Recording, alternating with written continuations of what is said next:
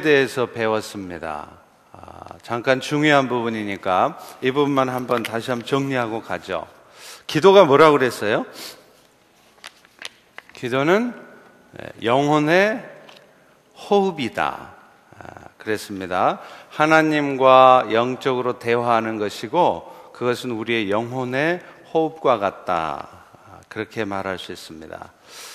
여러분, 숨을 못 쉬면 살아요, 죽어요? 죽죠. 기도가 막히면 죽습니다. 마찬가지로 기도가 막히면 죽습니다. 그러니까 기도는 영혼의 호흡이기 때문에 내가 아무리 세상 잘 살려고 해도 나름대로 열심히 최선을 다해서 살고 있어도 우리 그리스도인들은 영혼의 호흡을 하고 있지 않으면 그 영혼은 죽게 돼 있어요. 영혼이 죽으면 삶에도 어려움이 나타날 수밖에 없습니다. 자, 그런데 영혼의 호흡과도 같은 그 기도는 먼저 그 기도의 대상이 누구라고 그랬죠? 누구에게 하는 겁니까? 성령님이요? 예수님이요? 물론 할 수 있습니다. 그러나 기도의 대상은 성부 하나님이십니다. 하나님 아버지시고, 그런데 하나님께 우리가 기도할 때 전제되어야 될 게 있어요. 그게 뭘까요? 하나님과 우리의 관계 회복이 전제돼야 돼요. 그러니까 하나님하고 관계가 회복이 안 돼서 하나님을 알지를 못해요. 그러면 그분과 어떻게 대화를 해요? 하나님과 관계 회복이 돼서 그분도 나를 알고 나도 그분을 알아야 진솔한 대화가 이루어지고 깊은 대화가 있는 것이겠죠? 그렇기 때문에 우리가 기도를 말하면서 범하는 오류 중에 하나가, 우리 주변에 예수 안 믿는 사람이 있어요. 그런데 그분 인생이 참 고달프고 힘들어 보여요. 그래서 우리는 그분을 위한답시고 가서 뭐라고 얘기를 하느냐면, 김 선생, 기도해봐. 많이 힘들지? 기도 한번 해봐. 하나님이 도와주실 거야. 자, 여러분, 이 말이 얼뜻 보면 맞는 말인 것 같은데요, 사실은 말이 안 되는 말이에요. 왜 그러느냐? 기도는 하나님과의 관계가 회복된 사람만이 할 수 있는 겁니다. 그런데 그분은 아직 하나님을 알지 못해요. 그런데 그런 분이 어떻게 하나님 앞에 기도를 한다는 겁니까? 그렇기 때문에 우리 주변에 예수는 안 믿는데 인생이 참 고달프고 어려움에 처해 있다면 우리는 그분을 위해서 우리가 기도를 해줄 수 있을지언정 그분 자신은 절대로 기도를 못해요. 기도 안 하는 게 아니라 할 수가 없습니다. 그러니까 이 말은 바꿔 말하면, 오늘 또 우리가 인생에 어려움이 있을 때 그 어려움을 하나님 앞에 고백하면서 하나님의 도우심을 구하고, 또 하나님이 주시는 평강으로 우리의 마음을 또 조절할 수 있고, 이런 은혜를 입을 수 있다는 것은 그 자체가 축복이고 감사한 일이에요. 다시 말하면 기도할 수 있다는 것은 특권입니다. 세상에 아무리 똑똑하고 잘난 사람도 기도할 수 없어요. 하나님과 관계가 회복되어 있지 않기 때문에. 그런데 안타까운 것은 이런 특권이 우리에게 주어져 있으면서도 우리는 그런 특권을 잘 사용을 못한다는 거예요. 인생의 어려움에 처하면 그저 힘들어하고 그저 불평하고 두려워하고만 있지, 막상 그런 인생의 문제 앞에서 하나님 앞에 도우심을 구함으로 그 하나님의 은혜로 말미암아 우리가 그 문제를 이겨낼 수 있다는 그 특권을 우리는 누리지 못하고 살아간다는 거죠. 안타까운 일이죠. 자, 그리고 또 하나 중요한 게 있습니다. 기도와 관련해서 기도는 성부 하나님 앞에 드리는 것이고 그것은 예수 그리스도로 말미암아 관계가 회복된 사람들에게 주어지는 특권이다. 그리고 또 하나는 뭐냐면, 기도는요 내 의지로 하는 게 아니에요. 누구의 도우심으로 한다고요? 성령의 도우심으로. 그러니까 기도하는 게 왜 힘드냐? 무슨 집회나 이런 거 있으면요, 자, 우리 다 같이 기도합시다, 통성으로 기도합시다 하고 막 기도를 하면 한 5분, 10분 지나면 기도할 게 없어. 그 옆에 사람들은 계속 막 뜨겁게 할렐루야, 막 기도하는데 자기는 기도 한 5분이 뭐야? 한 1, 2분 하니까 할 게 없어. 하나님, 나 좀 도와주시고 우리 아버지 건강 안 좋으니까 우리 아버지 좀 도와주세요. 그러면 기도할 게 없는 거예요. 그러니 맨 이제 옆에 사람 기도 소리나 듣고 저 사람 무슨 기도하나.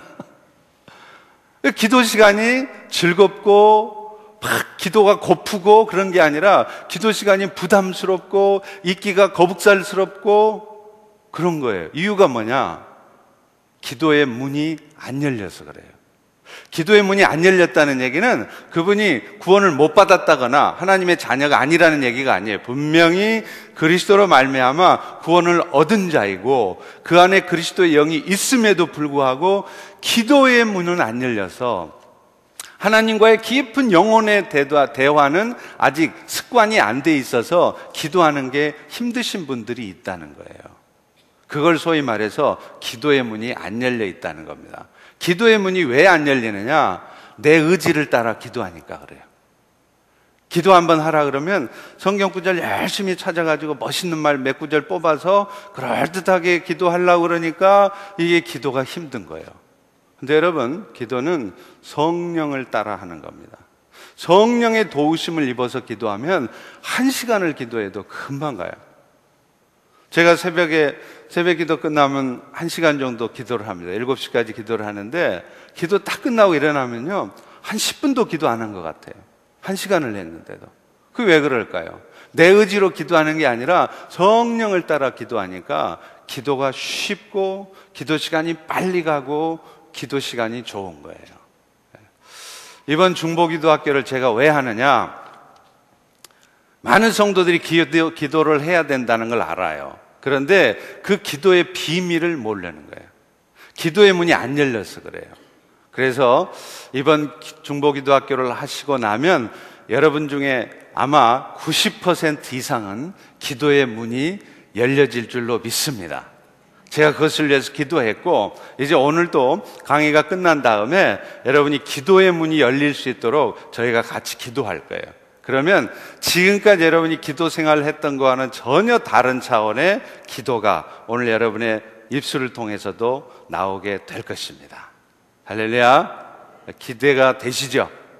예. 자, 그러면 오늘은 이제 두 번째 강의로 중보기도는 특권이다 하는 부분을 살펴볼 텐데요. 사실 중보기도는 아까 말하는 것처럼 우리 성도들에게 하나님 주신 특권인데 특권이기 이전에 성도가 마땅히 해야 되는 의무라는 거예요. 네. 많은 성도들이요 기도해야 된다는 것도 알고 중보기도가 좋다는 것도 알아요. 그런데 중보기도는 성도들이 당연히 해야 되는 의무사항이라는 건 잘 몰라요. 그러니까 내 기도는 좀 하고 내 새끼들, 내 형제, 내 가족을 위해서 좀 하는데 나라와 민족을 위해서 기도하고 교회를 위해서 기도하고 나와 전혀 상관이 없는 다른 연약한 지체를 위해서도 기도해야 된다는 걸 잘 몰라요. 그래서 그런 기도 생활을 하지 않으면서도 전혀 영적인 부담감을 느끼지 않고 살아간다는 거예요. 그거는 기도가, 특별히 중보기도가 성도의 의무이기도 하다는 사실을 모르고 있기 때문에 그렇습니다. 왜 여러분 중보기도가 성도의 의무냐? 자, 1번에 보세요. 중보기도는 사랑의 가장 확실한 표현이기 때문이라는 겁니다.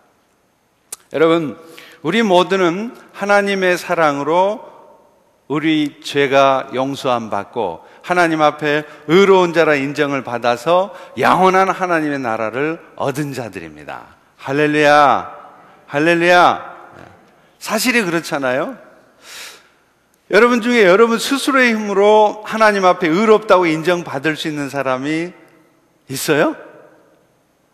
성경에는 저를 포함해서, 여러분을 포함해서 이 지구상에는 단 한 명도 자기 스스로의 의지적 노력을 통해 하나님 앞에 의롭다 함 인정받을 사람은 없다고 선언하고 있습니다. 여러분도요, 복음을 잘 전하고 싶으시면은 로마서를 읽으세요. 저는 개인적으로 누군가에게 복음을 전할 때 늘 로마서를 인용을 합니다. 로마서가요, 복음 전하기에 너무 좋은 책이에요. 로마서 한 100번 정도 읽으시면 누구를 만나도 자신 있게 복음을 전할 수 있게 될 거예요. 근데 그 로마서 중에도 3장 하나만 갖고도 복음을 잘 전할 수 있어요. 거기 3장 10절에 보면 뭐라고 돼 있느냐? 의인은 없나니 하나도 없다는 거예요.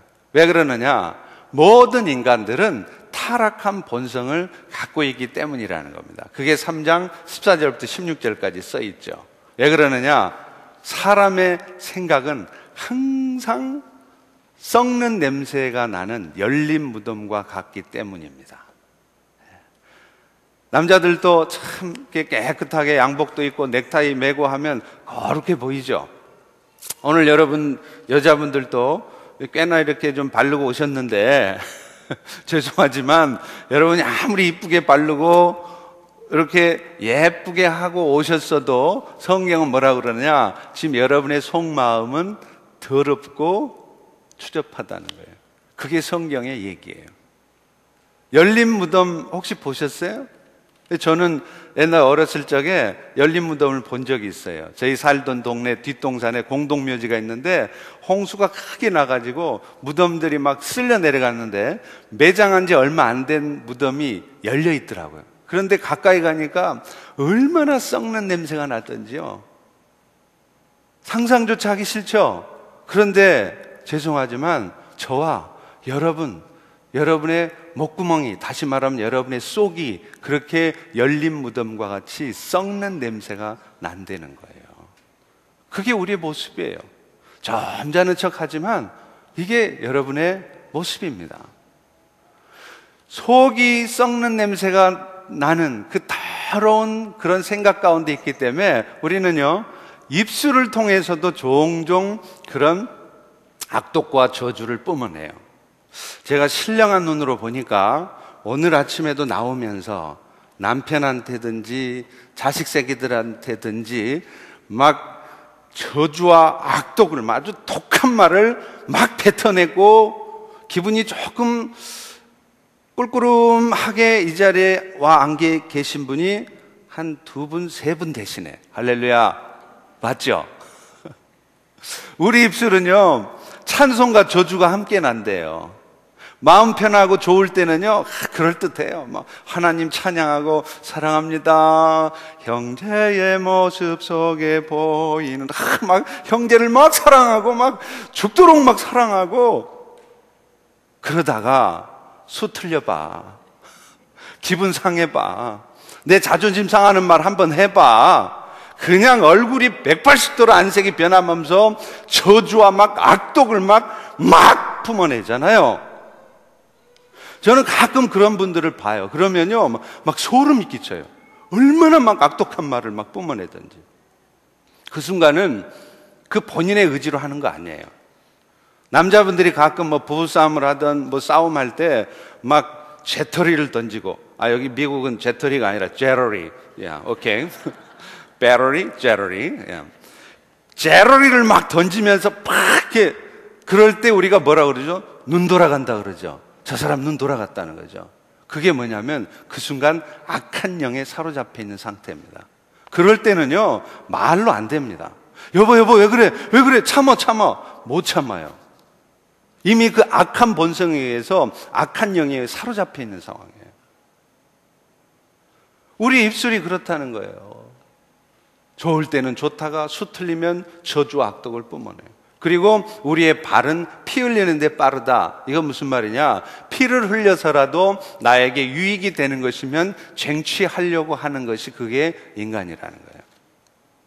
그렇잖아요? 여러분, 죄가 뭔지 아세요? 죄하면 우리는 자꾸 간음죄, 살인죄 떠올리니까 나는 죄가 없는 것 같아요. 그런데 여러분, 죄의 정의는 우리의 주인이 되시고 이 피조물의 주인이 되시는 하나님을 떠나서 자기 마음대로 사는 게 그게 죄예요. 하나님을 떠나 사는 사람들의 특성이 뭐냐? 자기중심적이에요. 그러니까 죄는 뭐냐? 한마디로 말하면 죄의 현상은 자기 중심적인 사고, 말, 행동을 하게 돼 있다는 겁니다. 실제로 여러분 자신을 한번 돌아보세요. 우리는요, 늘 남을 판단해요. 그런데 그 판단의 기준이, 말은 객관적인 기준을 갖고 말을 한다고 하는데 사실은 다 자기 주관이 들어가 있어요. 그 내가 틀린 거면 틀린 거예요. 내가 옳다고 생각하는 것이 맞다고 생각한다는 거예요. 그런데 시간 지나고 몇 달이 흐르고 몇 년이 지나면 그때는 내가 내 생각이 옳은 줄 알았더니 이제 보니까 내가 틀렸네 라고 말할 순간이 온다는 겁니다. 근데 사람들은요, 모든 게 자기 중심이에요. 그래서 내 생각에 뭔가 틀렸다고 싶으면은 저건 틀린 거라고 말이야. 교회가 막 저렇게 해가지고 권사가 돼가지고 저렇게 행동하고 말이야. 이런 말들을 우리는 너무 쉽게, 혹은 마음속으로 너무 쉽게 한다는 거예요. 그게 왜냐하면 죄가 움직이니까, 모든 게 자기 중심이니까 그렇습니다. 여러분, 사실은 이게 영적 교만이에요. 사람들 앞에서는 뭘요? 제가 할 줄 아는 거 있나요? 이렇게 겸손한 척 말은 하는데 속마음은, 입으로 표현은 않지만 속마음은 항상 자기 중심이에요. 그게 자기 생각이 옳은 건 옳은 거고 자기 생각이 틀린 거면 틀린 거라고 생각하는, 이게 바로 자기 중심적인 죄악에 빠진 인간들의 모습이라는 거예요. 사실 교회든 가정이든 부부간의 관계든 왜 갈등이 생기느냐, 이겁니다. 이거 죄 때문이에요. 그러니까 사실은 가정사역도 상담사역도 사실은 근본적인 해결을 가지려면 죄 문제로 들어가야 돼요. 예수가 나와줘야 돼요. 왜 그러느냐? 모든 관계의 갈등, 그런 것들이 전부 다 인간의 죄악된 본성에서 비롯되는 거기 때문에 그렇습니다. 부부간의 관계도 마찬가지예요. 생각해 보세요. 부부 관계가 지금 안 좋으신 분들도 있으실 것이고 과거에 안 좋았던 분들도 있을 거예요. 한번 돌아보세요. 왜 그런 갈등이 생기느냐? 결국은 모든 판단의 기준이 자기예요. 내가 생각할 때 내 남편은 이래야 되는데 안 그런단 말이죠. 그걸 못 참아요. 그게 갈등과 분열, 극단적인 어떤 상태로 가는 것이죠. 이게 뭐냐? 하나님을 떠나 사는 죄악된 인간의 모습이라는 거예요. 그러니 생각이 썩어져 있고 입술에 악독과 저주가 묻어나고 행동은 자기 유익한 데 쫓아가는 인간이 무슨 수로 하나님 앞에 자기 실력으로 의롭다함을 인정받냐 이거예요. 아무도 없습니다. 그런데 하나님께서 그런 우리에게 긍휼을 베풀어 주시고 사랑을 베풀어 주셔서 예수로 그리스도로 말미암아 너희들 죄 없다, 죄는 여전히 있지만 내 눈에는 너희 죄 안 보인다, 너희 위에 쓰여진 예수의 옷 때문에 나는 예수만 보이지, 거룩하고 죄 없는 예수만 보이지 너희 죄 안 보인다, 이렇게 말씀하시는 거예요. 그래서 오늘 하나님의 사랑을 입은 우리들이 죄응수함 받고 하나님의 자녀가 된 것은 이 세상 어떤 무엇과도 바꿀 수 없는 가장 큰 축복이고 은혜입니다. 할렐루야, 할렐루야. 자, 그렇다면 그런 사랑을 입은 성도들은 어떻게 하게 될까요? 당연히 그 사랑을 베풀어 주신 하나님의 말에 순종하게 되겠죠. 그러시겠죠? 네. 한번 예를 들어볼까요? 네. 제가 우리 박미경 권사님이 막 물에 빠져서 막 돌아가시게 생겼어요. 그럼 제가 막 이렇게 멋진 수영으로 막 자유형, 평형, 배형 막 섞어서 막 가가지고 우리 박미경 권사님을 내가 딱 건져냈어요. 근데 너무 힘들게 건져내서 막 팔도 아프고 지쳐 있어서 권사님, 제가 권사님 구해내느라고 너무 힘든데요. 저 물건 좀 저쪽으로 좀 옮겨주실래요? 그러면 박미경 권사님이 제 말을 들을까요? 안 들을까요? 당연히 듣죠. 생명을 건져줬는데 지금 물건 옮기는 게 문제예요. 돈이 수천만 원, 수억이 들어간 데도 있으면 다 내놓을 판인데 말이죠. 그죠? 왜요? 당신 생명을 건져주셨으니까. 오늘 우리도 마찬가지예요. 하나님이 우리의 생명을 건지셨다는 사실, 그래서 그 은혜가 너무도 감사하면 우리는 당연히 하나님의 말씀을 듣게 돼 있어요. 바꿔 말하면 오늘도 예수 믿고 신앙생활을 하지만 말씀대로 사는 게 별로 부담스러워. 별로 마음에 일어나질 않아요. 그래, 뭐 예수 믿고 신앙생활하는 거 좋긴 좋지. 근데 뭐 꼭 말씀대로 살아야 되나? 적당히 뭐 도덕 윤리적으로 뭐 죄 안 짓고 잘 살면 되지. 이런 마음이 드는 이유가 뭘까요? 그것은요, 두말할 것도 없이 내 안에 나의 영혼을 하나님이 건져주셨다는 하나님의 사랑과 은혜에 대한 감사가 없기 때문에 그래요. 그것이 얼마나 소중하고 얼마나 축복된 것인가를 깨닫지 못하기 때문에 우리는 말씀에 순종을 잘 못하게 되고 안 하게 되는 겁니다. 그렇기 때문에요, 목회자들도 그런 실수를 종종 범해요. 뭐냐면 성도들이 말을 잘 안 들어요. 교회가 좀 부흥도 하고 하려면 성도들이 뭐 전도도 좀 하고 열심히 봉사도 해야 되겠는데 이게 맨날 뺀질되는 것 같고, 중직자들은 중직자대로, 뭐 집사님들은 집사님들대로 막 이렇게 다닌다는 것 같죠? 그러면 목사님들이 이제 말이 세집니다. 왜요? 저 성도들을 저렇게 놔뒀다가는 교회가 안 돌아갈 것 같거든요. 그러니까 뭐 성경을 막 들먹거리면서 예수님이 뭐라고 말씀하셨냐고 말이에요. 뭐라고 말이에요. 당신들 똑바로 살아. 정신 차려. 지금 때가 어느 때인데 그렇게 삽니까? 우리가 열심을 다해서 봉사하고 헌신하고 기도하고 헌금하고 이렇게 해야 됩니다 하고 막 때리는 설교를 해요. 소위 말해서 조지는 설교를 한단 말이에요. 왜 그러느냐? 그렇게 조져놓으면 성도들이 말을 들을 것 같으니까. 천만의 말씀이에요. 성도들이 몰라서 말을 안 들어요? 뻔히 알아요. 말씀대로 살아야 된다는 거 다 알아요. 그러면서도 잘 안 되는 이유가 있는 거예요. 그것은 뭐냐? 내가 받은 사랑의 가치를 제대로 못 깨달으니까 그런 거예요. 그게 진짜로 깨달아지는 사람은 누가 가서 봉사 좀 하세요 이런 얘기 안 해도요, 자기가 알아서 자기 생명을 던져가면서 이볼라 바이러스가 창궐하고 있는 그 서아프리카로 의료봉사를 가고요, 생명의 위험이 있어도 주님의 일을 위해서 가게 돼 있어요. 야단치고 책망하고 조지는 설교한다고 그래서 성도들이 말 듣는 거 아닙니다. 그렇기 때문에 그럴수록 어떻게 해야 되느냐면 하나님이 우리에게, 연약하고 부족한 우리에게 어떤 사랑을 베푸셨는가, 그 은혜를 자꾸 끼쳐줘야 돼요. 그 말씀을 자꾸 선포하면 깨닫는 거예요, 성도들. 아, 내가 받은 사랑이 엄청나구나. 이런 사랑을 받았는데 내가 이러고 있으면 안 되지 하고 목사님이 안 조져놔도 알아서 일어나서 움직이게 돼 있다는 거예요. 할렐루야. 그런데 이 비밀을 안타깝게 많은 목회자들이 몰라요. 여러분, 바꿔 말합니다. 오늘 교재 보세요. 요한일서 5장 3절에 하나님을 사랑하는 것은 이것이니 우리가 그의 계명을 지키는 것이라.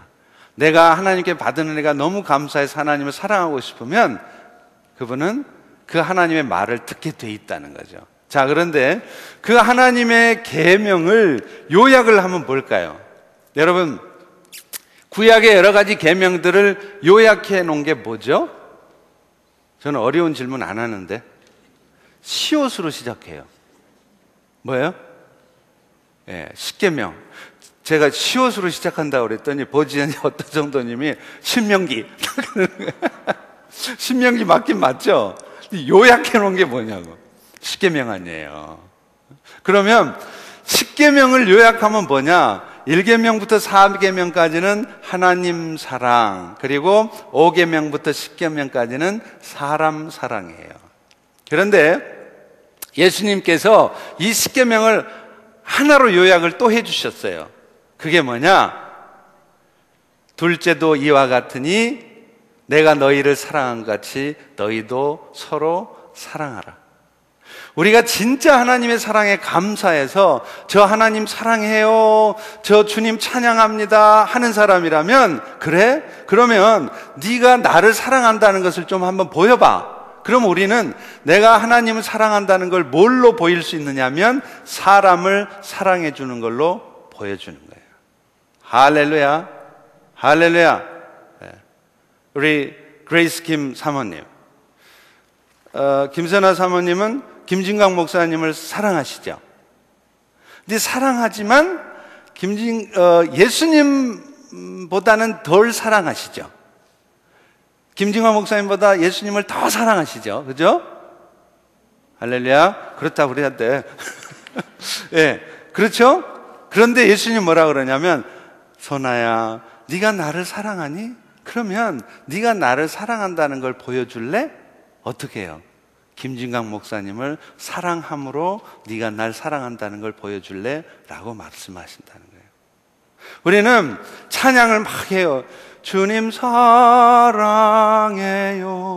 막 주님 사랑한대. 막 눈물도 막 흘리면서 막 사랑한대. 그리고 찬양 예배 끝나고 나가서 보니까 사람들이 막 줄 섰는데 새치기에. 그러면 뭐 저따위가 있어? 여봐 뒤로 가. 아니 주님 사랑한다며. 그럼 사람 사랑하려면 급한 사람이 새치기 좀 하면, 아, 급한 일이 있으시군요, 앞장서시죠, 앞에 하세요, 이렇게 나와야 그게 진짜 사랑하는 거지. 맨날 주님 사랑한다고 그래놓고 사람 사랑은 안 해.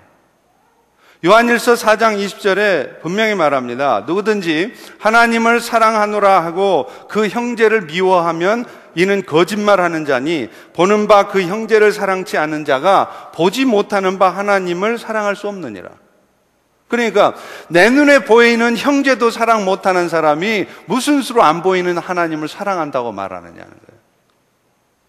그러므로 내가 진짜 하나님을 사랑한다면 그 사랑을 사람 사랑함으로, 내 옆에 정말 까다롭고 상대하기 정말 힘든 그 사람을 내가 참아주고 기다려주고 축복해줌으로 해서, 그 사람을 사랑해줌으로 해서 내가 하나님을 사랑한다는 것을 보여준다. 할렐루야. 동의하시죠? 자, 그런데 그 사람을 사랑하는 것 중에 가장 잘 사랑하는 게 뭘까요? 그게 바로 중보기도 해주는 거예요. 엄마가 자식을 사랑하는, 가장 잘 사랑하는 방법이 뭘까요? 남편이 버는 걸로는 모자라니까 2잡, 3잡을 뛰어서라도 열심히 돈 벌어서 자식 새끼들 좋은 거 사주고 학원 보내고 가르치는 것, 그게 좋은 엄마일까요? 아닙니다. 물론 부모로서 그런 책임도 다 해야 되겠죠. 그러나 그것 좀 잘 못해도, 돈 없어서 애들 잘 못 가르쳐도 애들을 위해서 중보 기도하고 있으면 그게 좋은 엄마예요. 제가 지난 시간에도 얘기했잖아요. 김하중 대사. 김하중 대사는 지금까지도 하나님의 은혜와 축복을 많이 받은 사람인데 아직도 기도 응답이 되어야 될 많은 축복된 일들이 기다리고 있대. 자기 어머니가 자기를 위해서 하도 많이 중보 기도를 해가지고 그 중보 기도한 것이 아직도 응답이 안 되고 응답되기를 기다리는 것이 아직도 남아있다는 거예요. 실제로 그렇습니다. 부모가 된 자가 자식을 어떻게 하는 게 가장 잘 사랑하는 거냐? 그 자식을 위해서 열심히 중보 기도해 주는 거예요. 한국에 나침반 출판사라는 곳에서 책이 하나 나왔어요. 이게 뭐냐면 두 아들을 잘 키운 삼숙씨 이야기. 좀 제목이 촌스럽죠. 근데 내용은 좋아요. 혹시 읽어보신 분 계세요? 네, 역시나 없으시군요. 네, 그 책에 보면 삼숙씨가 누구냐면 개척교회 사모님이세요. 그 개척교회 사모님이 무슨 돈이 있겠어요? 그러니 애들을 학원도 보낼 수도 없고 아들 둘을 낳는데, 그러니까 애들이 학원도 못 가고 또 그런 데다가 첫 때는 낳을 때부터 이 탯줄이 태아에 목이 감겨가지고 이 멘탈에 약간의 이 장애가 좀 생겼어요. 그런데 개척교회 사모님이라 돈도 못 벌고 하니까 애들을 가르치지도 못하고, 그러니 고등학교 2학년 될 때까지 완전 다 둘 다 지진아가 뭔 줄 알죠? 지지리도 공부 못하는 지진아들. 그게 그럴 수밖에 없어요. 다른 애들은 다 한국에 선행학습 하잖아요. 저희 애도 그러더라니까 둘째 애가 어느 날 그래요. 아빠, 난 머리가 나쁜가 봐. 그래서 왜 그러니? 그랬더니 지난번 시험 볼 때 내가 열심히 공부했는데 성적이 좋게 안 나왔다는 거예요. 그래서 제가 그랬습니다. 그럴 수밖에 없다.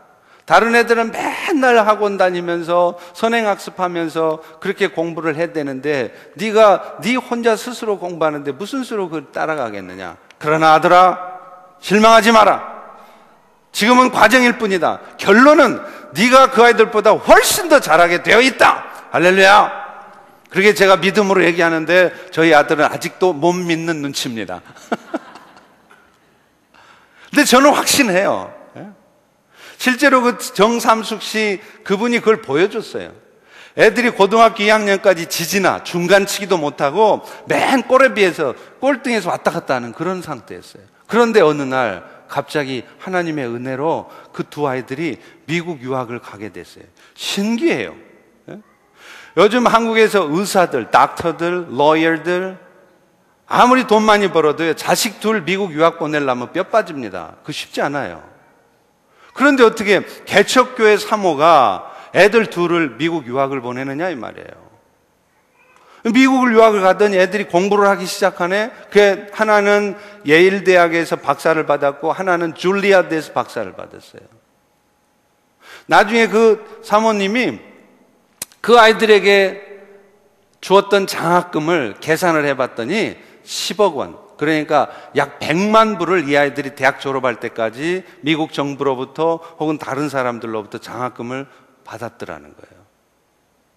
여러분, 그 개척교회 사모님 애들을 위해서 돈 못 대줬어요.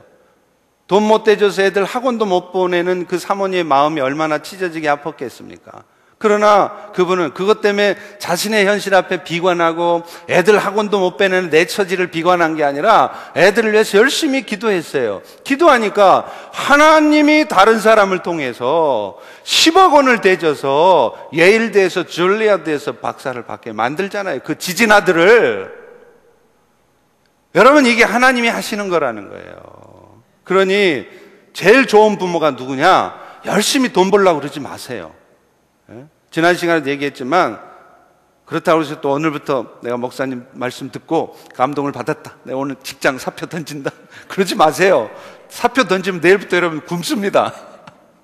일은 계속 하시되 내가 돈 벌어야 애들 가르치지, 이런 생각은 버리시란 말이에요. 기도하고 계시면 하나님이 하세요. 여러분, 누군가를 여러분이 사랑하신다면 그분을 위해서 가장 잘 사랑하는 방법은 돈 주는 것도 좋습니다. 그들이 원하는 걸 사주는 것도 좋습니다. 기도해 주는 게 가장 잘 사랑하는 거예요. 왜요? 중보기도는 하나님의 축복이 그에게 이르게 하는 통로이기 때문에 그래요. 그런 좋은 방법을 놓고 왜 다른 방법으로 사람을 사랑하려고 하세요? 네. 할렐루야. 자, 두 번째는요, 중보기도는 모든 성도가 마땅히 해야 될 일이다. 사무엘상 12장 23절에 보면 나는 너희를 위하여 기도하기를 쉬는 죄를 범하지 않겠다. 사무엘 선지자는 뭐라 그러냐면 자기 민족을 위해서 기도하는 것을 쉬는 것, 그것을 죄 짓는 것이라 말한다는 거예요. 오늘날의 성도들은요, 사실은 구약의 제사장이요, 왕이요, 선지자의 직분을 받은 자예요. 왜냐하면 우리 모두는 기름 부음을 받은 자이기 때문에. 근데 구약 시대는 누구누구에게만 기름을 부어줬다고요? 왕에게, 제사장에게, 선지자에게 기름 부어줬다는 거잖아요. 그러니까 오늘날 기름 부음을 받은, 그래서 하나님의 자녀가 된 여러분들은 구약 시대로 보면 왕이요, 제사장이요, 선지자의 역할을 하는 사람들이라는 거예요. 그런데 사무엘 선지자가 뭐라 그러냐? 내가 이스라엘 민족을 위해서 기도하는 걸 쉬면 그게 죄 짓는 거라는 거예요. 기름 부음을 받아 이 세상을 향해서 선지자요, 제사장의 역할을 해야 될 성도가 세상을 위해서 중보하고 축복하며 기도하지 않으면 그것은 사실은 해도 그만 안 해도 되만 하는 옵션 사항이 아니에요. 필수적으로 성도들이 마땅히 해야 되는 일이라는 거예요. 디모데전서 2장 1절에 보면 그러므로 내가 첫째로 권하노니 모든 사람을 위하여 기도와 도고를 하라. 도고가 intercession, 그게 중보기도란 얘기예요. 그러니까 첫째로, 이 말은 무슨 말이냐면 모든 성도들이 가장 먼저 사실은 해야 될 일이 세상을 향하여, 연약한 지체들을 위하여 중보하는 것이, 그것이 성도의 마땅히 해야 되는 첫 번째 일이라는 겁니다. 자, 세 번째 보시죠. 그런데요, 여러분, 그 중보의 기도 중에 최고의 중보 기도가 뭘까요? 이게 축복 기도예요. 제가 여러분 그걸 한번 확인을 시켜 드릴게요. 우리 히브리서 11장 한번 보실래요? 히브리서 11장. 네. 김일두 집사님 물 좀 갖다 주세요. 네. 히브리서 11장 한번 찾아보죠. 자, 보세요. 그 히브리서 11장 여러분 잘 아시죠? 믿음의 선친들에 대한 기록이 쫙 나오잖아요. 그러면 11장에서 아브라함 얘기가 몇 절부터 시작돼요? 네, 8절부터 시작됩니다. 믿음으로 아브라함은 부르심을 받았을 때. 자, 그러고서 8절에서 시작된 아브라함 얘기가 몇 절에 끝나죠? 네, 19절에서 끝나요. 그러면 히브리서 11장에는 아브라함에 대해서 몇 절을 기록하고 있는 거예요? 8절에 시작해서 19절이니까. 네. 제니퍼 집사님, 머리 좋으신 제니퍼 집사님, 8절에서 19절 몇 절이 아브라함 얘기예요? 예, 많은 분들은 단순하게 19 빼기 8 해가지고 11절이 11절이 아브라함 얘기래요. 그런 분들은 산수가 굉장히 약하신 분들입니다. 포함되어 있어요, 그거는. 그래서 11절이 아니라 12절이에요. 12절에 걸쳐서 아브라함의 믿음을 쫙 쓰고 있어요. 자, 그러면 그 다음에 이삭은 몇 절부터 20절에 시작하죠? 20절에 시작해서 몇 절까지 이삭을 쓰고 있어요? 20절. 한 절 쓰고 있어요. 그 다음에 21절 한번 보세요. 21절은 야곱 얘기죠? 그러면 야곱의 믿음의 행위를 21절부터 몇 절까지 쓰고 있죠?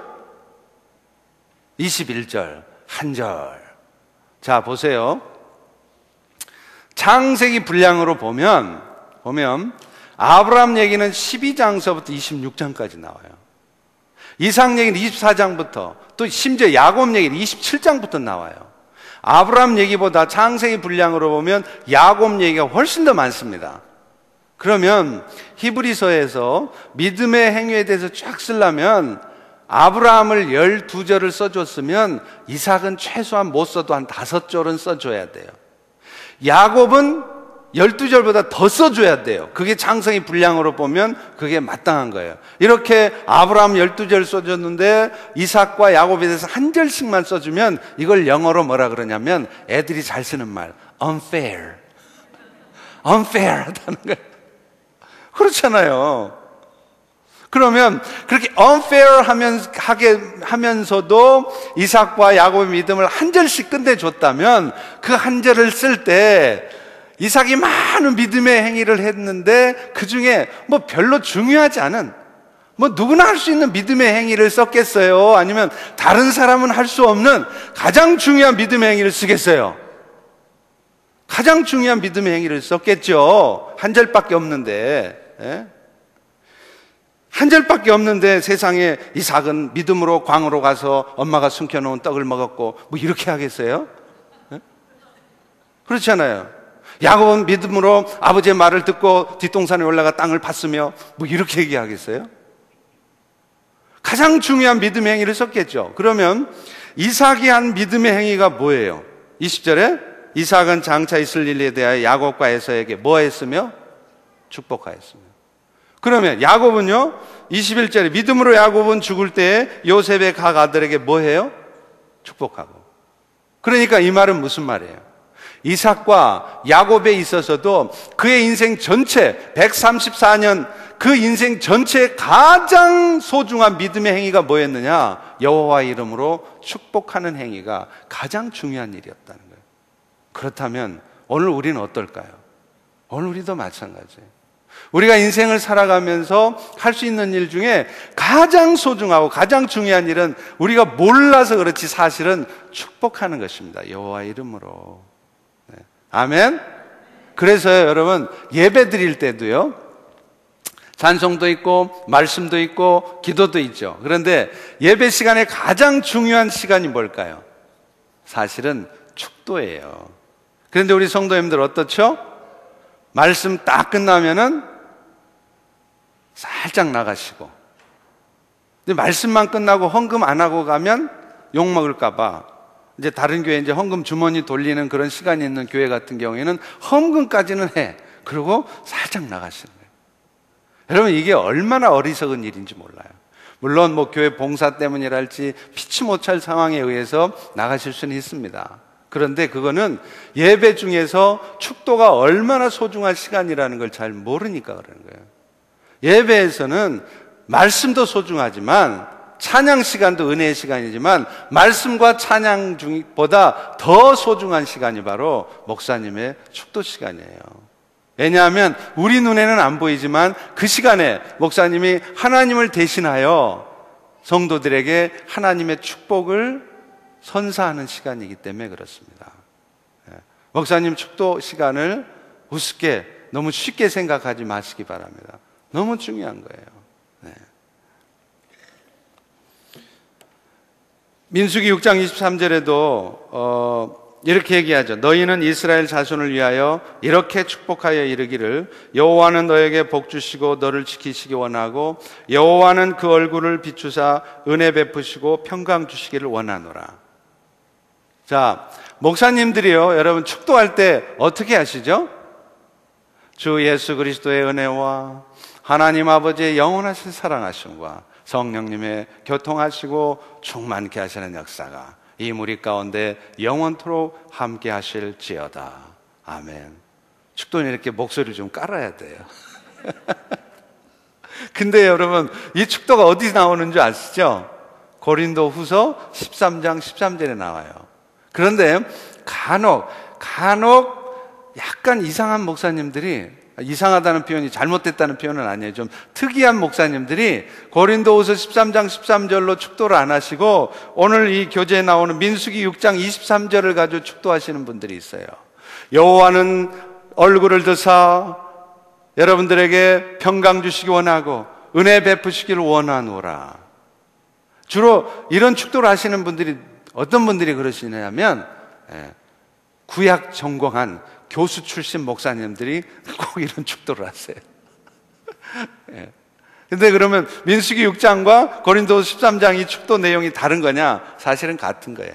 얼마든지 민수기 6장으로 탈 수 있습니다. 중요한 건 뭐냐면 민수기 6장의 이 축도가 누가 하는 거냐? 제사장들이 하는 축도라는 거예요. 축복 기도라는 거예요. 그런데 아까 얘기했죠? 오늘날 성도들이 구약에 뭐라고요?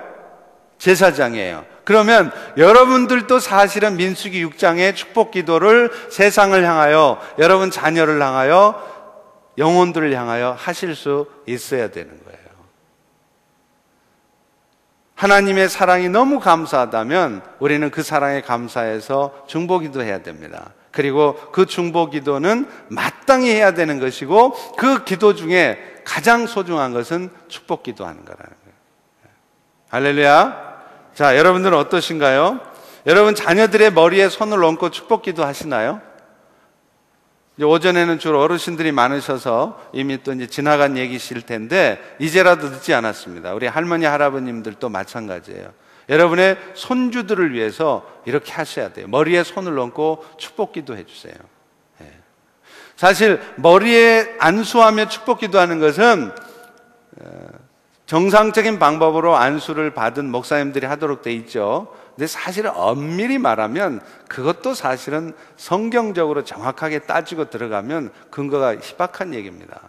그런데 어쨌든 교회법에 그렇게 하고 있으니까 우리가 일부러 어길 필요는 없겠죠. 자, 그런데 일반 성도들이 누구의 머리에 손을 얹고 안수하며 기도하는 것은 안 되는 일이지만 할 수 있는 사람이 있어요. 그게 뭐냐면 부모가 자식에게는 할 수 있습니다. 왜 그러냐면 하나님께서 하나님을 대신하여 그 부모에게는 영적인 어서리티를 주셨기 때문에 그래요. 그래서 여러분 부모들은 여러분의 자녀들을 위해서 머리에 손을 얹고 축복기도 하셔야 돼요.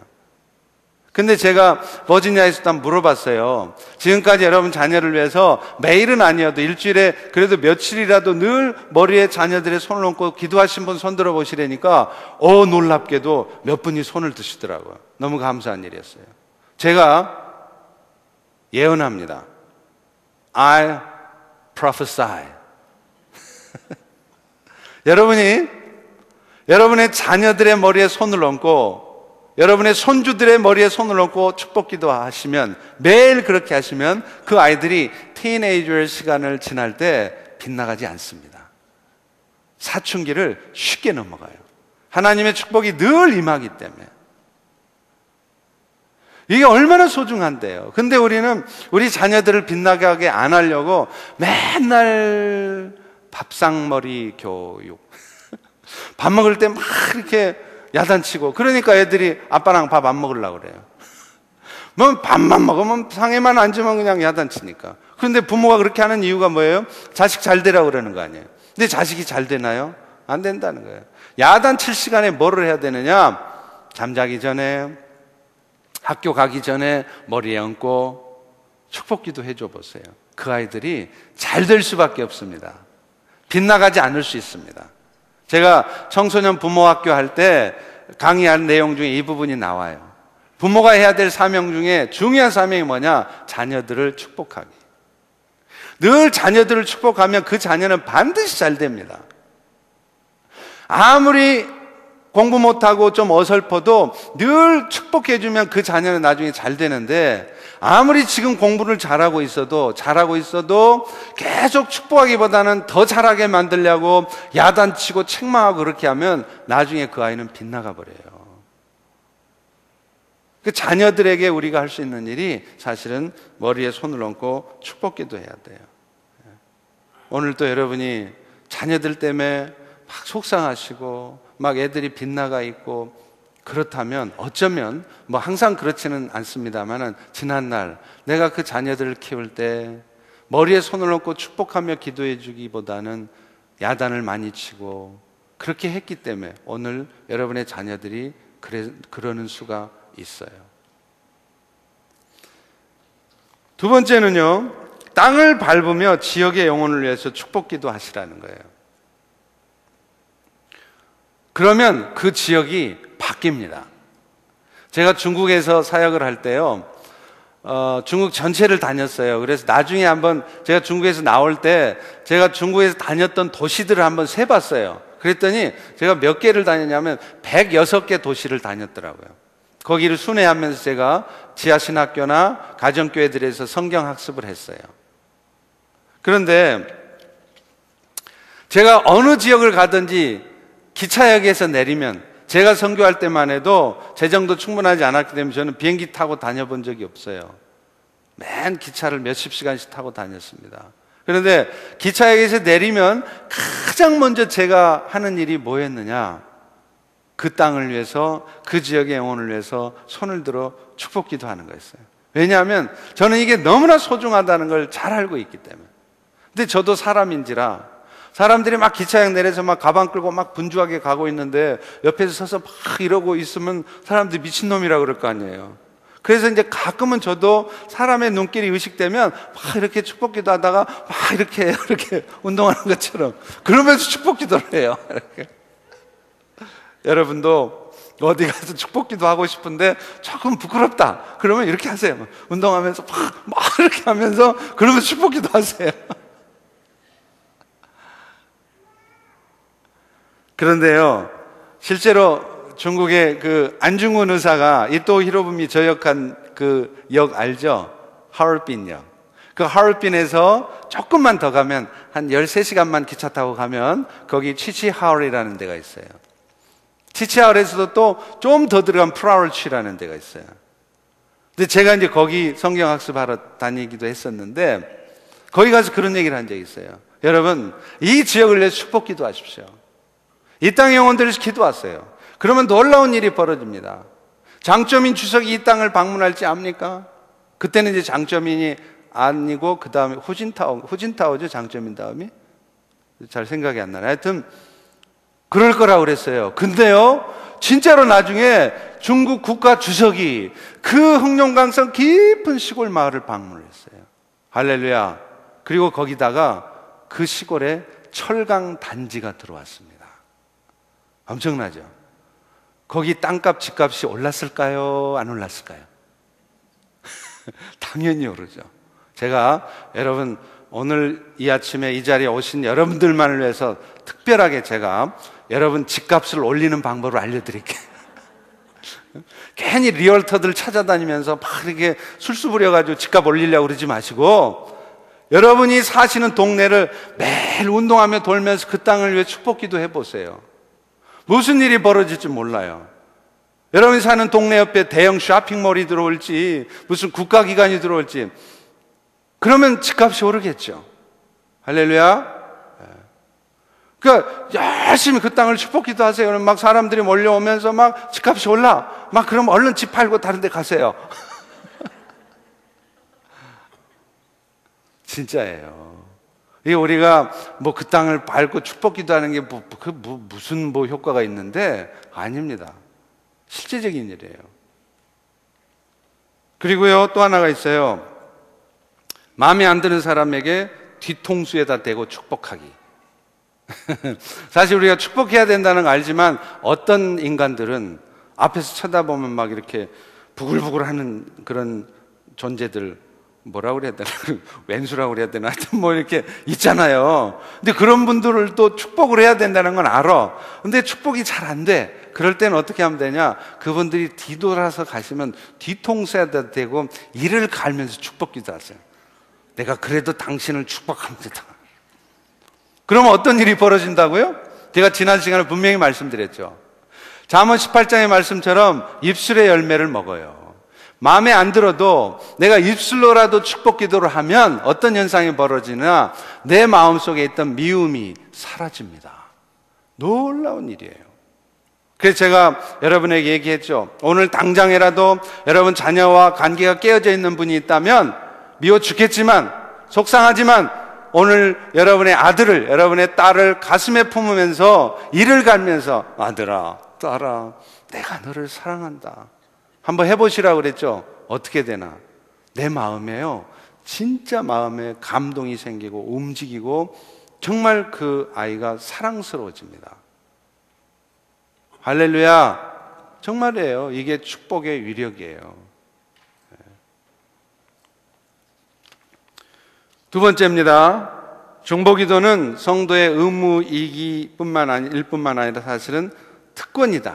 그래서 해야 된다는 거죠. 그 2번에 1번입니다. 1번 중보기도는 한번 같이 읽습니다. 시작. 중보기도는 하나님의 얼굴을 구하는 가운데 그분의 성품을 담게 한다. 여러분, 미국에도 큰 바의 얼굴이 있죠.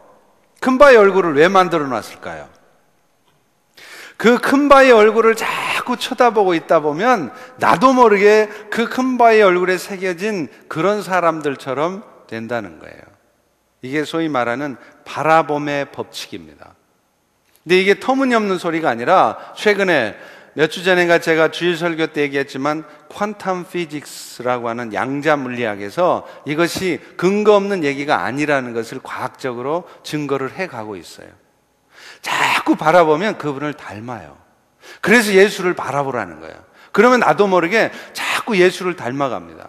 중보기도를 한다는 것은 하나님의 얼굴을 구하는 것인데, 그렇게 중보기도하며 하나님의 얼굴을 구하고 있으면 나도 모르게 하나님의 성품을 닮아가게 된다는 거예요. 그러니 중보기도하는 것은 손해보는 게 아니에요. 내가 기도도 안 하는데 이왕 기도할 것 같으면 지금 남들 위해서 기도할 시간에 내 새끼들을 위해서 기도하고 나를 위해서 기도하지, 그게 어리석은 생각이라는 거예요. 내가 남을 위해서, 전혀 나와 관계없는 사람들, 아프리카 영혼들을 위해서, 또 나라와 민족을 위해서 예수를 생각하면서 기도하면 나도 모르게 예수를 닮는 성품이 내 삶에 나타난다는 거예요. 여러분, 저희 집사람을, 저희 아내를 여러분이 보셨죠? 마침 저희 사모님이 이 자리에 안 계셔서 마음이 편하네요. 제가 저희 사모님하고 집사람하고 같이 결혼할 때 저희 집사람이 천사와도 같았어요. 지금은 악마라는 얘기는 아니고 어쨌든 너무 예쁘셨어요, 사모님이. 근데 제가 이제 선을 봐서 그 자매를 만나서 마음을 어느 정도로 정하고 저희 교회 성도님들한테 보여드리려고 한번 그 자매를 데리고 왔어요. 근데 그때 저희 교회가 예배당을 건축하느라고 임시로 그 조그만 공간에 어디 지하실 같은 데를 얻어서 예배를 드리고 있었어요. 그러니까 뭐 냄새도 나고 보잘것없죠. 그 냄새 나고 보잘것없는 교회 전도사니 그게 뭐 볼 게 있겠어요. 그런데도 그 자매를 이제 결혼하겠다고 데리고 오니까 우리 권사님들, 성도님들이 난리가 났어. 와, 우리 전도사님 진짜 사모 될 사람 이쁜 자매를 데리고 왔다는 거예요. 그런데 왜 저 자매를 이 냄새나는 지하 예배당으로 데리고 와? 이 교회가 이렇게 허름하고 작은 교회인 줄 알면, 안 좋은 교회인 줄 알면 사모님 가버리면 어떡할 거냐고 막 그러면서 권사님들이 막 안타까워가지고 그렇게 예뻤어요. 왜 그러냐면 저희 사모님은 보시다시피 아는 바와 같이 눈이 크고 시원하시고 날씬하셨었어요. 지금은 이제 체표 면적이 좀 많이 불어서 조금 보잘것없지만 옛날만 해도 slim, thin 그 자체였어요. 그런데다가 막 눈도 크지 막 시원시원하게 머리도 길어가지고 샴푸 냄새가 얼마나 좋은지 촥 막 하면 그냥 뿅가 막. 그래서 제가 3일 만에 청혼을 했잖아요. 그 샴푸 냄새에 넘어가가지고. 근데 그때만 해도 그러다 보니까 그 사모 옆에 제가 서면은 이건 너무 비교가 되는 거예요. 저는 눈도 작죠. 얼굴이 막 몰려있지. 눈 크고 시원한 아내에 비해서 눈도 작고 얼굴이 몰려있는 저를 보면 전혀 딴판인 거예요. 그런데 얼굴이 이렇게 달랐던 저희가 요즘은 어디 가면요 사람들이 종종 그래요. 사모님과 목사님이 너무 닮았다는 거예요.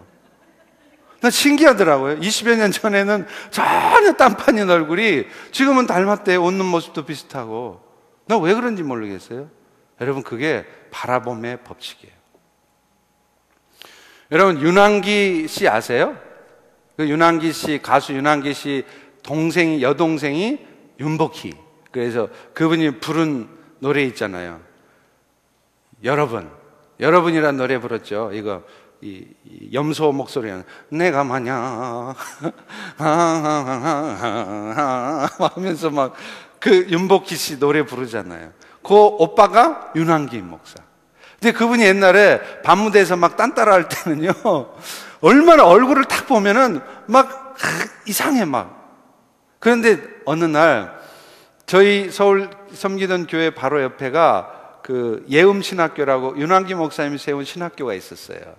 근데 그분은 한번 얼굴을 봤는데 옛날의 얼굴하고 도 완전히 딴판인 거예요. 깜짝 놀랐어요. 얼굴이 왜 그렇게 변했을까요? 하나님의 얼굴을 구하니까 당신도 모르게 얼굴이 바뀌는 거예요. 여러분 사실 우리 그리스도인들이요 신앙생활을 한 지 20년이 되고 30년이 됐는데도 얼굴이 아직도 좀 심한 표현을 좀 쓰겠습니다. 흉악범처럼 그렇다면 그 문제가 있는 거예요.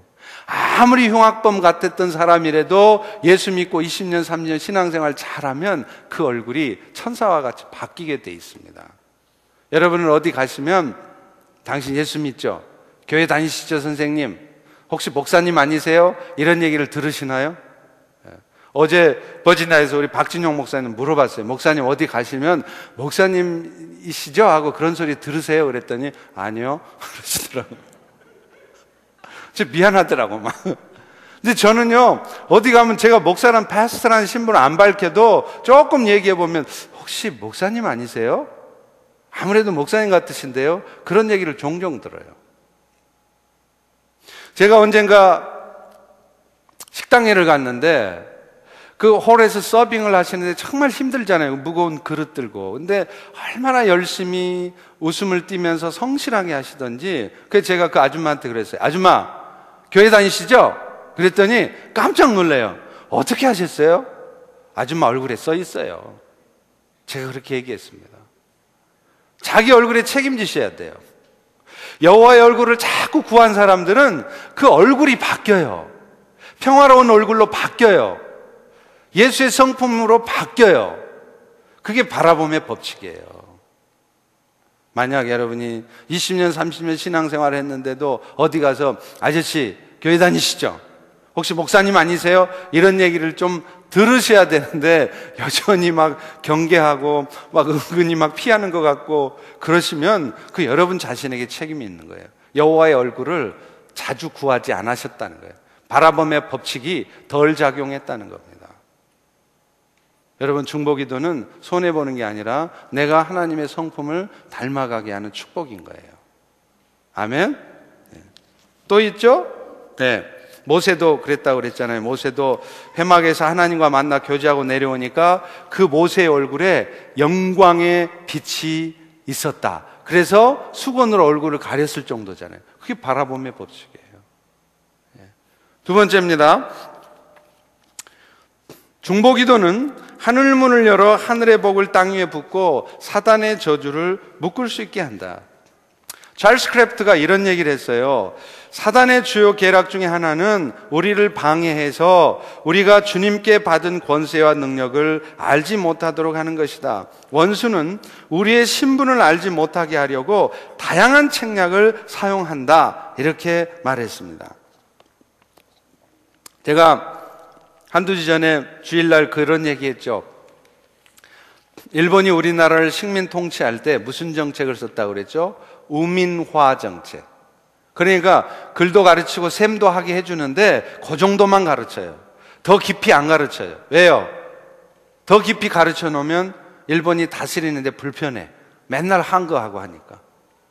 그런데 사탄도 꼭 그 전략을 쓴단 말이에요. 교회는 다니게 해요. 그런데 그 성도가 이제 정말 뭔가 은혜로 들어가려고 그러잖아요. 그러면 사탄은 그것을 먼저 눈치채요. 그래서 그 인생에 그분의 삶에 문제를 딱 터뜨립니다. 그래서 결국 뭐 하자는 거냐? 그 문제 터진 것 때문에 그 은혜의 자리에 나가는 것을 포기하게 만들어요. 그래서 그 은혜의 맛을 못 보게 만드는 것이 사탄의 전략이에요. 내가 금년부터는 한번 교회에서 열심히 봉사해야지, 성가대 봉사라도 한번 해야지 하고 금년부터는 내가 하나님의 은혜를 잡으려고 딱 하면 그날따라 믿음이 잠시 출장 나간 어떤 집사님이 입술을 통해 내 마음을 상하게 해요. 이 집사 성가대 하려고 그런다며? 내가 볼 때는 이 집사는 콩나물도 못 익던데 성가대 어떻게 하려고 그래? 그러면 내가 금년부터는 내가 성가대 봉사를 잔뜩 마음을 먹고 막 어려운 여건 속에 다짐하고 더 갔는데 그런 얘기를 딱 들으면 마음이 팍 상해요. 상해가지고 어떻게 해요? 내가 이런 소리 듣고는 성가대 봉사 못한다. 그러면서 뛰쳐나가 버린다는 거예요. 여러분, 이게 바로 사탄의 전략에 넘어가는 겁니다. 사탄은요, 교묘한 전략을 써요. 그래서 내 마음에 상처가 되는 말을 듣게 만들어요. 오늘 여러분 중에도 아마 교회에서 봉사하다가 교회를 섬기다 신앙생활하다 연약한 지체 입술을 통해서 듣는 말 때문에 마음에 상처를 받은 분이 있을 겁니다. 그럴 때 여러분 조심하셔야 돼요. 그 상처받는 말을 밤새도록 되새기면서 저녁 내 그것을 깊이 묵상하면 그 다음날 7시도 되기 전에 전화를 돌리게 돼 있어요. 전화해가지고 김 집사, 내가 뭘 잘못했어? 그러면서 따지기 시작하는 거예요. 따지면 어떤 일이 벌어지느냐? 내 잘잘못이 다 가려지면서 모든 게 평안하게 되느냐? 천만의 말씀이에요. 일이 더 얽혀집니다. 이게 바로 사탄이 노리는 방법이에요. 그러니까 마음에 상처받는 말을 듣거들랑 그래, 때가 되면 하나님이 알아서 밝혀주시겠지 하면서 한쪽 귀로 듣고 한쪽 귀로 흘려버리는 거예요. 그러면서 나는 계속해서 은혜의 자리를 사모하고 내가 하던 일을 놓치지 않는 겁니다. 만약에 그런데 내 인생에 어떤 일이 터졌다고, 기분 나쁠 말 좀 들었다고, 내 이런 상태에서는 내 신앙생활 못한다, 내 이런 상태에서 이런 교회 못 다닌다, 그러면 그분은 평생 그렇게 살게 돼 있어요. 사탄의 전략에 맨날 넘어가는 거예요. 맨날 고도의 전략을 부립니다. 여러분, 교회가 부흥할 것 같고 교회가 은혜가 넘칠 것 같으면 누가 제일 먼저 알아볼까요? 담임 목사님이요? 아니에요. 사탄이가 제일 먼저 알아봐요. 그래서 교회가 은혜가 임하고 이제 막 부흥하려고 그러면 반드시 사탄의 역사가 나타납니다. 그 사탄은 어떻게 역사하느냐? 믿음이 없거나 믿음이 잠시 출장 나간 연약한 사람의 입술을 통해서 역사를 해요. 그래서 교회를 막 분열시켜요. 서로가 서로를 헐뜯게 만들고 판단하게 만들고 마음 상하게 만들어갖고 막 서로 막 아귀 다툼하고, 그러면 교회는 은혜롭게 막 부흥하려고 그러다 그 즉시 그냥 무너져요. 사탄의 전략에 깨끗이 넘어가는 거예요. 여러분, 제가 중국에서 처음 이제 사역을 할 때요, 조선족 마을에서 성경학습을 하던 적이 있었어요. 그런데 이틀째 되는 날 저희 큰아이가 그때 한 6, 7살 됐나? 8살 됐을 때요, 막 위로 토하고 아래로 설사하고 난리가 났어요.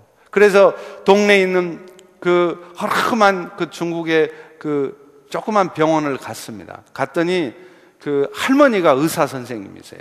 내가 물어봤어요. 언제 의사 되셨어요? 그랬더니 문화대혁명 때 됐습니다. 그러시더라고요. 그때 의사가 되셔가지고 애 링거를 놓는데 손이 막 달달달 떨려. 그리고 중국 의사들은 왜 하얀 가운을 입나 몰라. 그게 하얀색인지 노란색인지 때는 덕지덕지 끼어가지고, 그걸 왜 꼭 하얀 옷을 입어요? 그럴 바에 차라리 옷으로 입고 하지 그냥. 그러니 그게 낫겠어요? 애가? 그게 안 낫지. 그래서 약을 먹어도 링거를 맞아도 안 나니까 제가 그 다음날은 성경학습을 스톱을 했습니다. 그래서 시내에 있는 얼퉁병원, 그러니까 아동 전문병원을 데리고 갔어요. 소아과 전문의사한테 좀 보이려고. 그래서 그 약을 지어오고 주사를 맞췄어요. 나았을까요? 안 나았을까요? 안 나아요. 계속 설사하고 막 토하고, 애가 나중에 막 비칠비칠 막 이러는 거예요. 그날 저녁에 제가 막 하나님 앞 눈물로 기도하고 막 하소연을 했어요. 하나님, 우리 애를 건강하게 해주셔야 내가 성경학습을 잘할 거 아닙니까? 그랬더니 그때 하나님이 내 심령 속에 뒤통수를 딱 때리면서 하시는 말씀이, 사탄의 목표는 네 아들이 아니라 성경학습이야.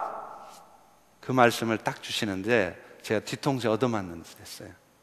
그러니까 사탄이 왜 우리 아들을 이렇게 막 아프게 했느냐, 그걸 통해서 제가 성경학습 진행하는 것을 못하게 하려고, 은혜가 임하는 것을 못하게 하려고 역사를 한 거예요. 제가 그게 깨달아지니까 얼마나 회개를 했는지 몰라요. 하나님, 내가 그런 하나님의 의도를 알지 못하고 내 자식 새끼 살리려고 그렇게 했군요. 하나님이 해주십시오. 저는 내일부터 성경학습 다시 시작하겠습니다 하고, 애는 아픈 상황이었지만 그 다음날 다시 성경학습을 시작했어요. 그날 오전에 바로 스톱했습니다. 여러분, 이게 뭘 의미할까요? 그게 사탄의 전략이라는 거예요. 사탄의 공격 목표는 여러분의 인생, 여러분의 자녀들의 인생이 아니에요. 그걸 통해서 여러분이 은혜로 들어가는 것을, 은혜의 자리를 들어가는 것을 못 들어가게 하려고 교묘하게 전략을 쓰고 있는 거예요. 그러니까 오늘 또 사람 말에 마음 상하시고 상황 때문에 속상해 하신다면 여러분은 지금 미안하지만 사탄의 전략에 깨끗이 넘어가신 겁니다. 사탄은 오늘도 우리가 어떤 은혜와 특권을 받았는지를 눈치 못 채게 만드는 게 그게 전략이에요. 그래, 지난주인가 제가 말씀했잖아요. 오늘 우리는 천국 열쇠를 받았다는 거예요. 땅에서 예수의 이름으로 매면 하늘에서 매요. 땅에서 예수의 이름으로 풀면 하늘에서 그 기도 소리를 듣고 풀어주게 돼 있어요. 주도권이 하늘에 있는 게 아니라 사실은 나한테 주어졌어요. 그게 천국 열쇠라는 거예요. 그거를 저만 가졌느냐? 여러분도 가졌다는 거예요. 오늘 우리는 어떤 사탄의 역사가 있어도 결국은 합력해 선을 이루시는 하나님의 은혜가 붙어 있습니다. 그러니 별일 없어요. 그런데 또 하나의 은혜가 있어요. 그것은 보다 적극적이고 공격적인 의미에서의 은혜예요. 사탄이 역사하는 걸 맨날 당하면서도 괜찮아, 하나님이 나를 지켜주시니까 별일 없어 라고 그 사탄의 역사를 잘 견뎌내는 것도 축복이고 은혜인데, 또 하나의 은혜와 축복은 뭐냐? 아예 사탄이가 내 인생을 건드리지 못하도록, 나를 아예 공격을 못하도록 내가 적극적으로 사탄을 공격할 수 있는 권세가 우리에게 주어져 있다는 거예요. 그걸 성도들이 모른다는 거예요. 예수의 이름으로 그 권세를 사용할 수 있는데도 말이죠. 할렐루야, 할렐루야. 어떤 집회 모임에서도요, 그런 상황들이 있어요. 사탄은요, 꼭 그런 집회에 막 기도가 막 되고 그래서 막 은혜롭게 되어지려고 그러잖아요. 그러면 그 집회가 그 모임이 은혜롭게 되는 것을 방해하기 위해서 꼭 어떤 사람들을 사용합니다. 그래서 분위기를 막 흐트려 놔요. 그러면 사람들은 지금 이 은혜로운 시간에 이렇게 다 함께 그냥 열심히 기도하고 열심히 막 모임하고 있는데 왜 저렇게 분위기를 깨트리나? 그 사람을 미워하죠. 아니에요. 사탄이 하는 거예요. 그럴 때는 어떻게 해야 되느냐? 제가 조용히 기도합니다. 소리쳐 기도도 안 해요. 들으니까. 예수의 이름으로 명하노니 지금 이 집회를 방해하는 악한 영의 역사는 떠나갈지어다. 그렇게 기도하잖아요. 그러면 그 순간 그렇게 막 시끄럽게 하고 막 분위기를 어수선하게 했던 사람이 잠잠해져요. 그 모임이 끝날 때까지 조용해집니다. 그게 뭘까요? 예수의 이름으로 천국 열쇠를 돌린 겁니다. 그 천국 열쇠로 그 사탄이 꼼짝없이 가만히 결박되는 거예요. 이 은혜가 저에게만 있다고요? 여러분에게도 있습니다. 그런데 혹시 오늘 우리 인생 가운데는 그런 역사가 나타나지 않고 있다면 이유가 하나 있어요. 그게 뭐냐면 바로 성결입니다. 하나님은요, 성결하지 않으면 쓰시지 않으세요. 성결한 사람을 통해서 역사하십니다. 그러니까 내가 아무리 간절히 기도해도 내가 성결하지 않아. 여전히 죄를 담고 있고 그 죄를 가지고 하나님 앞에 회개하지 않고 있고 그 죄로부터 돌아서지 않으면서 내가 구하면 그 기도는 응답되기를 기대하지 마셔야 돼요. 그러니까 내가 아무리 기도해도 응답이 없는 것은 물론 하나님의 때가 안 돼서도 그렇지만 어쩌면 내 안에 아직도 해결되지 않은 죄, 돌이키지 않은 내 삶이 있기 때문일 수 있다는 거예요. 성결하지 않기 때문에 그래요. 그래서 저는요, 늘 기도하는 게 있습니다. 하나님, 오늘도 저를 성결하게 해주세요. 내 안에 혹시 숨겨진 죄악이 있다면 그 죄가 제가 기도하는 가운데 드러나게 해주시고 내 힘으로는 그 죄를 이길 수 없습니다. 성령께서 나를 도와주셔서 내가 그 죄를 극복하게 해주시고 그 죄를 던져버리게 해주시고 내가 그 어둠으로부터 자유케 해주시옵소서. 그렇게 늘 기도해요. 그래야 제가 성결한 삶을 유지할 수 있어요. 그리고 그런 성결한 삶 가운데 예수의 이름으로 외치잖아요. 소리도 안 쳐요. 내가 예수의 이름으로 명하노니 지금 악한 영의 역사는 잠잠할지어다. 그러면 귀신은 쫓겨가는 거예요. 물론 하나님의 섭리적인 간섭과 계획 가운데 그렇게 해도 안 될 때도 물론 있습니다. 그것은 제 소관이 아니에요. 하나님께서 뭔가 하시는 일이 있어서 그러는 거예요.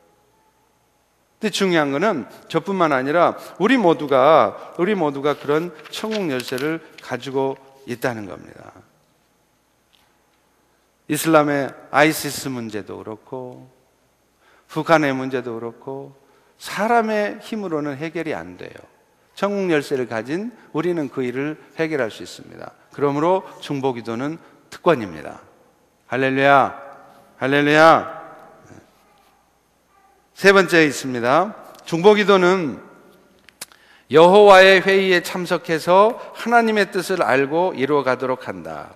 예레미야 23장 18절과 22절에 보면 이렇게 말하죠. 누가 여호와의 회의에 참여하여 그 말을 알아들었고 누가 귀를 기울여 그 말을 들었느냐. 그들이 만일 나의 회의에 참여하였더라면 내 백성에게 내 말을 들려서 그들로 악한 길과 악한 행위에서 돌이키게 하였으리라. 하나님은요, 온 땅에 대한 구체적인 계획을 가지고 이끌어 가실 때 그분이 주재하시는 어전 회의에 우리들을 부르셔서 참여하게 하세요. 그런데 그런 어전 회의라는 것은 무슨 말이냐면 실제로 하나님이 회의하신다는 얘기가 아니라 하나님의 뜻이 드러나는 자리라는 뜻이에요. 그런데 어떤 사람들에게 하나님의 뜻이 드러나느냐? 중보기도 하는 자들에게 하나님의 뜻은 드러나게 돼 있습니다. 맨날 내 기도만 해요. 기도를 해도 내 기도만 하면 우리는 하나님의 뜻을 잘 헤아릴 수 없을 때가 있어요. 그런데 늘 내 기도도 하지만 늘 연약한 지체를 위해서 교회와 하나님 나라를 위해서 늘 중보기도하는 사람들에게는요, 하나님께서 당신의 뜻을 알려주세요. 그래, 왜 지금 이런 상황이 생겼고 이 상황에서 무엇을 어떻게 해야 되는지를 알게 하신다는 거예요. 저도 그렇습니다. 제가 무슨 신령한 은사를 받아서가 아니라 사실은요, 성도들을 위해서 간절한 마음으로, 아픈 마음과 안타까운 마음으로 기도하잖아요. 그러면 그 순간 하나님이 알게 하세요. 그분 자신은 자기가 어떤 아픔이 있고 어떤 고민이 있는지를 말을 안 해요. 너무 고통스럽고 밝히기가 꺼려지면 말을 안 하시죠. 그런데요, 어떤 때는 그분을 위해서 깊은 기도에 들어가면 성령께서 그분이 지금 어떤 아픔을 갖고 계시는지를 알려주실 때가 있어요. 그거는 인간의 지식으로 아는 게 아닙니다. 왜 그렇습니까? 그분의 영혼을 긍휼히 여기는 마음으로 중보하고 있을 때 그런 일이 있다는 거예요. 오늘 여러분도 사실은 마찬가지죠. 오늘 내 인생, 또 이 세상을 향한 일들, 중보 기도하는 자들에게, 기도의 깊은 경지에 들어간 자들에게 하나님은 당신의 뜻을 알려주세요. 무슨 뭐 예언의 은사를 받고 그 은사 받아야 그런 거 아니에요. 그건 은사 차원의 일도 있겠지만 은사를 받아야만 그러는 거 아닙니다. 정말 간절한 마음으로 중보해주고 계셔보세요. 하나님이 알려주시는 게 있어요. 지금 남북 통일 때문에 많이들 기도하시잖아요. 많은 기도하시는 분들의 얘기가 통일이 멀지 않았다고 얘기합니다. 그것은 정치적으로나 경제적으로, 군사학적으로 분석했기 때문에 나온 답이 아니에요. 저도 정치학을 전공했습니다. 저의 견해로 볼 때도 정치학적으로나 군사학적으로 보면 통일은 요원할 수가 있어요. 이미 3대 세습체제가 너무 완고하게 굳어졌습니다. 그런데 깊은 기도 가운데 들어가면 하나님께서 이 한국을 왜 분단 국가로 남겨놓으셨는지, 지금 이 시대에 이 인류 역사의 마지막 동족의 분단 국가가 유일하게 한반도입니다. 왜 하나님은 이 한반도의 분단 국가를 남겨놓으셨는지, 그리고 통일된 조국 한국을 통해서 하나님은 뭘 이루어 가시려고 하는지 북한을 위해서 기도하고 중보하는 자들에게 하나님은 알려주신다는 거예요. 그 얘기들을 하시는 거예요. 오늘 우리도 사실은 마찬가지입니다. 우리가 교회를 위해서 기도하고 간절한 마음으로 기도하면 하나님이 이 교회를 지금 어떻게 하실 것인지 그 그림이 그려져요. 보여져요. 그것이 기도하는 자들에게 하나님 주시는 은혜라는 겁니다. 오늘 여러분은 여러분의 인생의 미래에 대해서, 혹은 여러분의 자녀들의 미래에 대해서, 펠로우십의 미래에 대해서 하나님이 어떤 계획을 갖고 계신지 우리는 다는 알 수 있지만, 알 수 없지만 어렴풋이라도 하나님의 의도가 짐작이 되십니까? 중보 기도에 깊이 들어갈 때 하나님은 우리에게 그것을 알려주신다는 거예요. 마지막입니다. 왕같은 제사장의 사명을 감당하게 한다. 구약시대 중보 기도는 제사장들의 몫이었죠. 그런데 오늘날 성도들은 베드로전서 2장 8절 9절의 말씀처럼 왕이요 제사장이라는 거예요. 그러므로 중보기도 하는 것은, 세상을 향해 중보기도 하는 것은 우리의 의무이고 또한 특권이다. 그래서 마지막 세 단락만 읽고 마치도록 하죠. 세상 사람들은 문제의 파도 속에 이리저리 휩쓸리지만 우리는 하나님 보좌 우편에 올라 하나님과 함께 다스리고 명령하면서 기도해야 된다. 그렇게 할 때 우리를 삼키려고 으르렁대던 문제들이 우리의 발밑에 밟히게 될 것이다. 우리의 특권을 사용하면 사실은 사단이 우리를 삼키려 오는 것이 아니라 우리의 발밑에 밟히게 될 것이라는 겁니다. 사단이 오늘도 여러분의 인생을 막 무너뜨리려고 막 달려와요. 육신의 질병을 통해서, 뭐 경제적인 어려움을 통해서 막 달려와요. 그런데 그런 사탄의 역사를 쳐다보면 두려움밖에 안 생깁니다. 한숨밖에 안 나오는 거예요. 그런데 그 순간에 그런 사탄이 역사해 놓는 그 상황을 쳐다보지 마시고 눈을 잠시 내려서 그 사탄의 허리 부분, 중간 부분을 한번 보세요. 그러면 그 사탄이가 기저귀 차고 있는 것을 발견할 겁니다. 기저귀 찬 사탄. 별일 없어요. 호랑이가 아무리 으르렁대고 막 그냥 막 불독 뭐 사나운 개가 아무리 으르렁대도 쇠사슬에 묶여 있으면 별일 없어요. 존 버년이 쓴 철로 역정이 있죠. 믿음이라고 하는 사람이 천성을 향해 가는 길을 기록한 책 아닙니까? 성경담으로 가장 많이 읽혔다는 책. 그런데 그 믿음이가 그 천성을 가는 길에서 어느 도시를 가는데 막 송아지만한 막 무섭게 생긴 것이 막 지저대고 막 무섭게 하는 거예요. 그래서 근처에도 못 갔어요. 그게 조마조마하면서 가까이 가봤더니 그게 쇠사슬에 묶여있네. 별일 없습니다. 오늘날 우리 사탄의 역사가 그렇다는 거예요. 그런데 더 중요한 것은 그 사탄의 역사조차도 아예 우리를 공격조차 못하게 만들 수 있다는 거예요.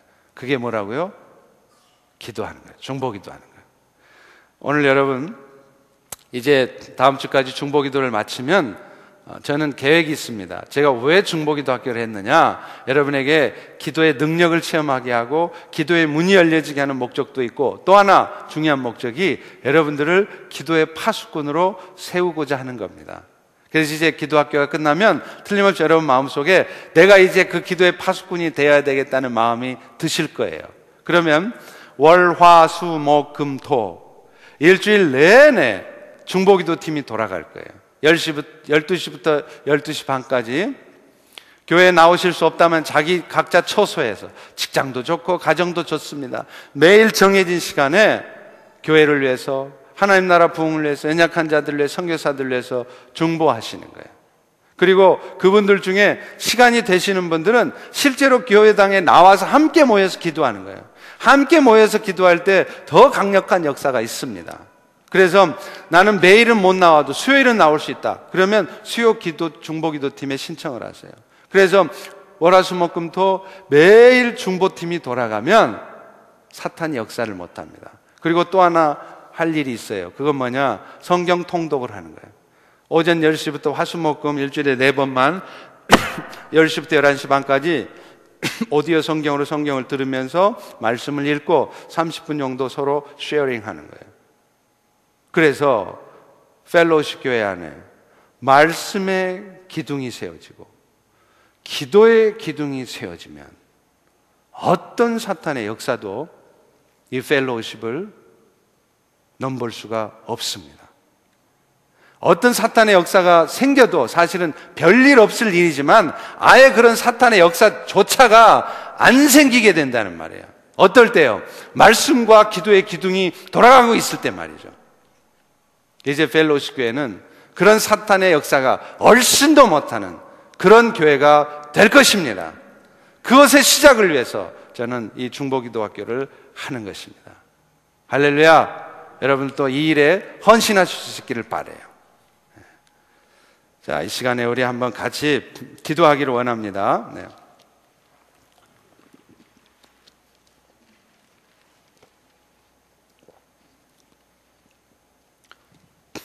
우리 기도하실 때요, 중보기도 학교는 그냥 강의 듣고 깨닫는 게 중요한 거 아니에요. 아무리 강의 듣고 그걸 깨달아도 여러분이 기도 가운데 실제로 기도문이 열려지고 그 기도의 신비한 비밀들을 경험하지 않으면 안 됩니다. 그래서 이 시간에 우리 같이 기도할 텐데요, 제가 여러분을 위해서 계속 중보를 할 것입니다. 여러분 기도하실 때, 하나님, 내가 그동안 기도하는 것을 그저 부담으로 여겼고 기도하는 것이 힘들었습니다. 그것은 사실은 나도 이미 하나님의 자녀이고 기도할 수 있는 특권을 가진 자임에도 불구하고 그 하나님과의 영혼의 대화를 통해서, 성령의 도우심을 통해서 하나님과 대화하는 방법을 몰랐기 때문입니다. 성령님, 이 시간 우리 마음에 찾아와 주셔서 우리가 이제 그 지난날 기도하지 못했고 특별히 중보기도하지 못했던 우리의 연약함을 회개할 때 하나님, 우리의 마음을 더욱 깨끗하게 해주시고 우리 마음을 새롭게 해주셔서 이제 우리의 심령 속에 주의 은혜가 충만하게 되어지기를 원합니다. 이제 우리도 천국 열쇠를 돌리며 중보할 때 내 자녀들의 삶에, 내 자신과 내 남편의 삶에, 또 교회 가운데, 또 이 땅 가운데 하나님의 역사가 있기를 원합니다. 하나님, 이제 그 중보기도의 자리에 이제 나아가기를 소망합니다. 이 시간 지난날 그런 기도 생활을 하지 못했던 연약함을 회개할 때, 나의 성결하지 못한 삶을 회개할 때 하나님, 내 영혼이 깨끗해지고 새로워지게 해주시고 이제 그 중보기도의 은혜가 충만해질 수 있도록 하나님 나를 도와 주시옵소서. 우리 같이 주여 일창하시고 같이 통성으로 한번 기도하도록 하겠습니다. 주여! 할렐루야. 아버지 하나님, 주님 그렇습니다.